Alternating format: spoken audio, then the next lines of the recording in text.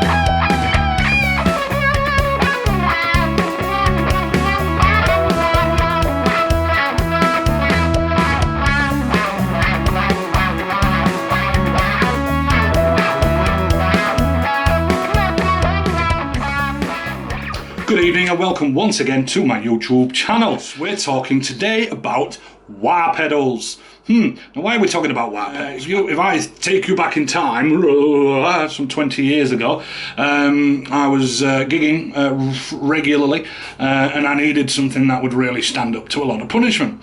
And I went through a whole bunch of different wah pedals, and I'd had a whole slew of the various Vox and Crybaby style wah pedals like this one here, yes, and always found them to be a little bit lacking somewhat. I always really didn't like the whole switch scenario with these type pedals that you have to pedal forward and then straight to get the pedal on.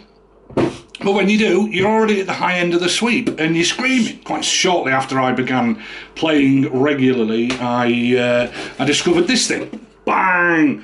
It's the Morley Bad Horsey wah pedal. And I've stuck with this for 20 odd years since, because this thing just does the job absolutely brilliantly. It's so simple to live with, and it's so well made and so well built and robust, it just works. There's no switch, look, nothing there, nothing at the back, nothing on the sides. It's completely clean. Other advantages of this is it's optical. As you can see, there's no mechanism on the pedal itself apart from a little sliver of something going inside the pedal there. Can you see?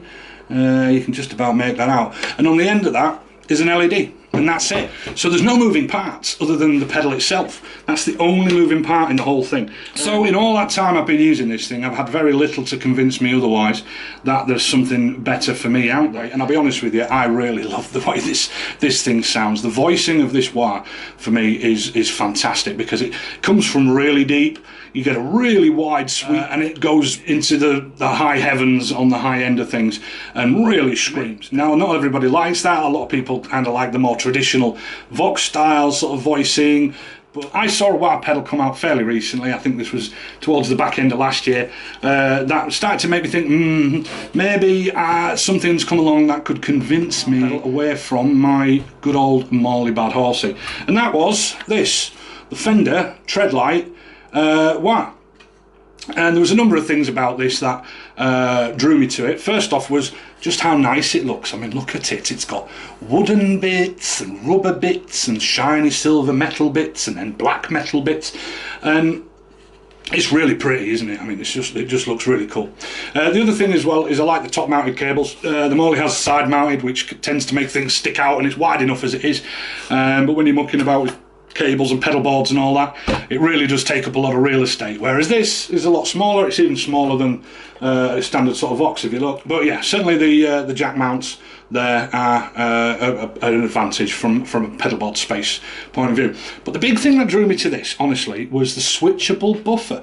Right here it has a little switch that lets you switch the buffer on and off. Now there's a good reason to have that. As I said, the buffer in the Morley, some people think it's okay, some people think it's great, some people think it's not so great. So I thought, well, what if I can just run the wah and just switch the buffer off and not have a buffer at all? It has the foot switch, so where you have to lean forward and away you go. But you know what? I was willing to give that another go if this brought other things to the table. And yes, the switchable buffer in and out was definitely one of those things. And how nice it looks as well. It's very pretty, isn't it? But one of the other things that drew me to this was it also has voicing options. It has two controls. It has this frequency switch where you can switch between high, low, mid and high, and that does a thing. And then you also have this range knob at the top here, and what the range knob does is it basically trims the high end. High, mid and low frequency is basically a shift of where the sweep occurs in the EQ band. And that's pretty cool. And then it also has this switch to switch on and off some LEDs. I don't know why they bothered doing this, to be honest. There's two rather badly positioned LEDs underneath there. I don't know if you can see that.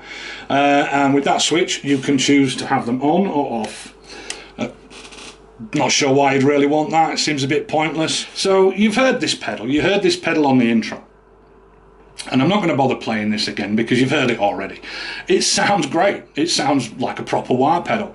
And I'll be honest with you, I'm going to stick with this for a little while. I'm going to live with this a little while longer because I do really like it. I do really like how it looks. I do like the size advantages over the Morley. I mean, look at the difference, look. Oh, it's huge, the Morley, and I love it, and it's fabulous, and it sounds great.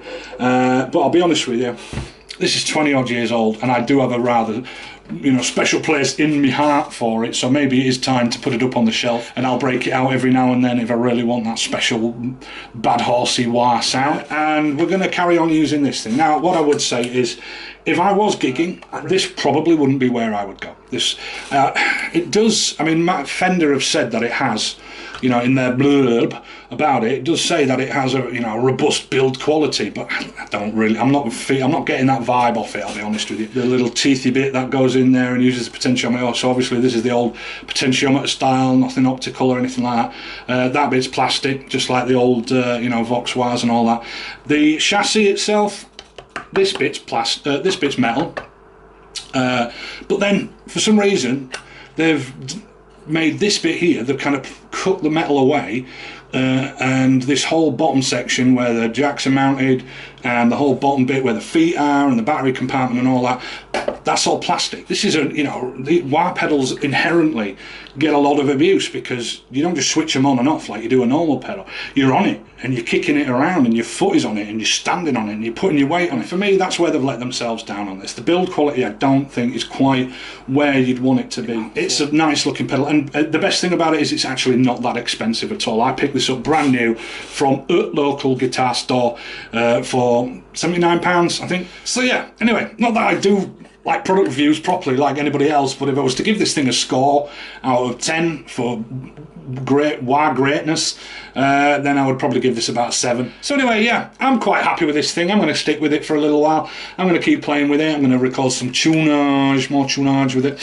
And yeah, I mean, I would recommend this. It's a fairly decent priced pedal. I think Fender have done a good job thinking this one through and designing it as well. I mean, it looks pretty cool, right? It's got a really nice look to it. Yeah, I would have no reservations recommending this to anybody. Seems like a decent enough wah pedal.